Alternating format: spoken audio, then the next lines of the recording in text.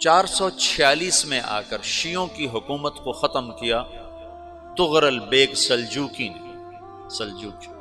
Seljuk مسلمان ہوئے تھے محمود غزنوی کے دور میں، سلجوک ان کے بڑے کا نام تھا۔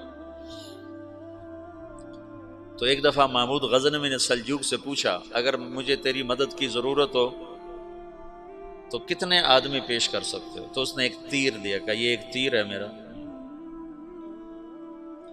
کسی کو یہ تیر بھیج کر میرے علاقے میں بھیج دو تو چند گھنٹوں میں 1,00,000 تلواریں تیرا پیرا دینے کے لیے تیار ہوں، میرے پاس اتنی طاقت ہے۔ تو یہ سلجوک کی نسل میں تھا تغرل بیگ۔ اللہ تعالیٰ نے جب عرب زوال کا شکار ہو گئے اور ضعف کا شکار ہو گئے، جیسے بڑھاپے کا کوئی علاج نہیں، جب قوموں پہ زوال آتا ہے تو اس کا بھی کوئی علاج نہیں، پھر اور قوم کو جگہ ملتی ہے۔ جیسے بڑھاپا ایک فرد پہ آتا ہے، ایسے بڑھاپا قوم پہ آتا ہے۔ قوم کا بڑھاپا جوانی میں نہیں لوٹ سکتا، جیسے فرد کا بڑھاپا جوانی کی طرف نہیں لوٹ سکتا، قوم کا بڑھاپا جوانی کی طرف نہیں لوٹ سکتا، کوئی علاج نہیں، نئی نسل کا آنا ہی علاج ہے۔ تو عرب دھل چکے تھے، 600 سال بہت ہوتے ہیں حکومت کو، اپنی صفات گم کر چکے تھے، اب نئے خون کی ضرورت تھی۔ تغرل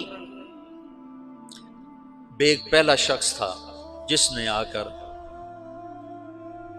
اہل سنت والجماعت کو استحکام بخشا، شیعوں کی حکومت کو ختم کیا، بغداد سے، شام سے، ان سارے علاقوں سے۔ صلاح الدین ایوبی نے اسماعیلی شیعہ کی حکومت کو ختم کیا، مصر۔ العاضد ان کا آخری خلیفہ تھا۔ صلاح الدین ایوبی نور الدین زنگی رحمۃ اللہ علیہ کا پروردہ تھا، اس کا دوست تھا، اس کے دوست بھی تھا، بچہ بھی تھا اس کے سامنے، زیادہ لکھنے پڑھنے کا شوق تھا۔ پھر اللہ تعالیٰ نے اس سے کام لیا اور اس کو مصر کا گورنر بنا کے بھیجا، مصر کی مدد کے لیے بھیجا۔ تو وہاں اس نے صلاح الدین ایوبی نے وہاں ختم کیا، تغرل بیگ نے یہاں ختم کیا۔ تو پھر سلجوک جو تھے نا یہ اقتدار میں آئے، ادھر ختم ہو گئی سلطنت بنو عباس کی، مصر ایک چھوٹی سی ترکوں کی سلطنت۔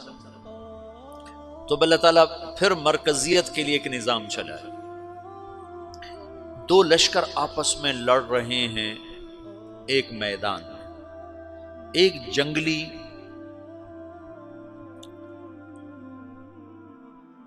بدوؤں کا قافلہ، جنگل کے لوگ اپنے قبیلے کو لے کر، ایک جنگلی قبیلہ اپنے سردار کے ساتھ نقل مکانی کر رہا ہے ایک جگہ سے دوسری جگہ۔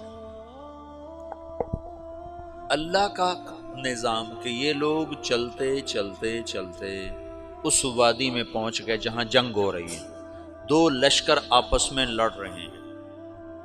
جب یہ وہاں پہنچتے ہیں تو ایک لشکر کے قدم اکھڑ رہے ہیں اور دوسرا غالب آ رہا ہے۔ ان کو نہیں پتا شکست کھانے والے کون ہیں اور فتح پانے والے کون ہیں، ان کو نہیں پتا۔ اس جنگلی قبیلے کے سردار کا نام بھی تغرل ہے، تغرل۔ تو یہ سردار کہتا ہے جو شکست کھا رہے ہیں ان کی مدد کرو، کچھ پتہ نہیں کون ہے، کہتا جو شکست کھا رہے ہیں ان کی مدد کرو۔ تو 400 وحشی جنگلیوں نے فاتح لشکر کے پیچھے حملہ کر دیا۔ وہ تو ایک کافی ہوتا تھا، 400 دوڑ جب تلواریں پڑیں تو چند لمحوں میں نقشہ بدل گیا، بھاگنے والے جم گئے اور جمنے والے بھاگ پڑے۔ جب جنگ ختم ہوئی تو شکست خوردہ لشکر کے بادشاہ نے ان کو بلایا، اسے پوچھتا ہے مجھے جانتے ہو میں کون ہوں؟ کہا نہیں۔ کہا تو تم نے میری مدد کیوں کی؟ کہا انسانی ہمدردی کی وجہ سے، تمہیں شکست ہو رہی تھی اس لیے تمہاری مدد کی۔ پھر اس نے اپنا تعارف کرایا، میں ہوں سلیمان سلجوکی، ترکی کا بادشاہ۔ مسلمانوں کا لشکر تھا اور تاتاریوں سے شکست کھا رہا تھا، تاتاری فتح پا رہے تھے، مسلمان شکست کھا رہے تھے۔ تو وہ اللہ کی غیبی مدد بن کر آئے، تو وہ اس سے کہتا ہے میرے ساتھ رہنا پسند کرو گے؟ تم نے میرے اوپر احسان کیا ہے، میں اس کا بدلہ دینا چاہتا ہوں، میرے ساتھ رہنا پسند کرو گے؟ کہنے کا کر لوں گا۔ تو اس کو لے کر ترکی آیا، اور استنبول اس وقت روم کی حکومت میں تھا، اسے فتح کیا اس تغرل کے آگے چوتھے پانچویں پڑپوتے محمد فاتح نے۔ تو یہ استنبول ہے، یہ ترکی ہے، بیچ میں ایک چھوٹا سمندر ہے، یہاں ایک جاگیر ہے۔ تو سلطان سلیمان کہتا ہے یہ جاگیر تجھے وقف ہے، ادھر سے رومی مجھے تنگ کرتے ہیں حملے کر کر کے، تو میرا دفاع کرتے رہنا، یہ جاگیر تیری۔ یہ اس جاگیر پہ اس نے اپنے قافلے کو آباد کر دیا، اپنے قبیلے کو، اور ایک چھوٹی سی حکومت بنا لی، جو ایک صوبہ سمجھو سلمان سلجوقی کا، وہ ایک چھوٹا سا صوبہ ہے۔ وہاں جب یہ رہ پڑا تو پھر یہ ایک شیخ کے بیعت ہوتا ہے، وہاں شیخ طریقت ہے، ان کے یہ بیعت ہونے جاتا ہے، وہ اس کو رات اپنے پاس ٹھہراتا ہے، تو ایک کمرے میں ان کو ان کا خادم ٹھہراتا ہے۔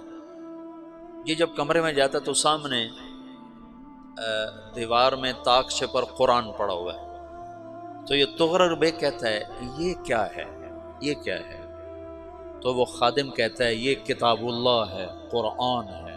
اچھا، وہ اس کو وہاں چھوڑ کے باہر چلا جاتا ہے۔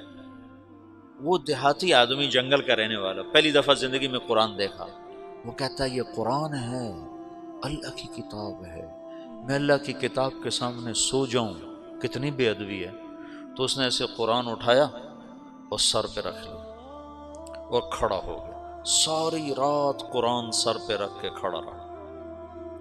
رات کے پچھلے پہر اس کو خواب آیا، کھڑے کھڑے اس نے دیکھا کہ اس کی پشت سے ایک چاند نکلا اور شیخ کی بیٹی کے سینے میں جا کے اتر گیا۔ پھر اس لڑکی کے سینے سے ایک درخت نکلا جو پھیلتے پھیلتے پھیلتے 3 بر اعظم پہ چھا گیا، افریقہ پر، یورپ پر، ایشیا پر۔ پھر اس کی آنکھ کھل گئی، وہ کھڑا ہوا ہے، تو اس نے صبح یہ خواب اپنے شیخ کو سنایا، تو انہوں نے اپنی بیٹی اس کے نکاح میں دے دی۔ اس بیٹی سے ایک بچہ پیدا ہوا، تغرل بیگ نے اس کا نام رکھا عثمان، عثمانی ترک نام سنا ہوا، جو میں نے کل بتایا تھا کہ 1924 میں وہ خلافت ختم ہوئی۔ تو ایک بیٹا پیدا ہوا عثمان۔ عثمان نے پھر ایک نئی اسلامی حکومت کی بنیاد رکھی جو 1924 تک چلتی رہی، کوئی 800 سال یہ حکومت چلی۔ تو حکومت کا شیرازہ بکھرا، لیکن پھر جڑ جاتا تھا، پر وہ قرن اول والا جوڑ کبھی نہ پیدا ہوا، ٹکڑے بن گئے۔ ان ٹکڑوں میں اللہ لوگ پیدا کرتا رہا جو دعوت دیتے رہے، دعوت زندہ رہی۔ جو تربیت کا نظام تصوف کے ساتھ تھا اب وہ تبلیغ کے ساتھ۔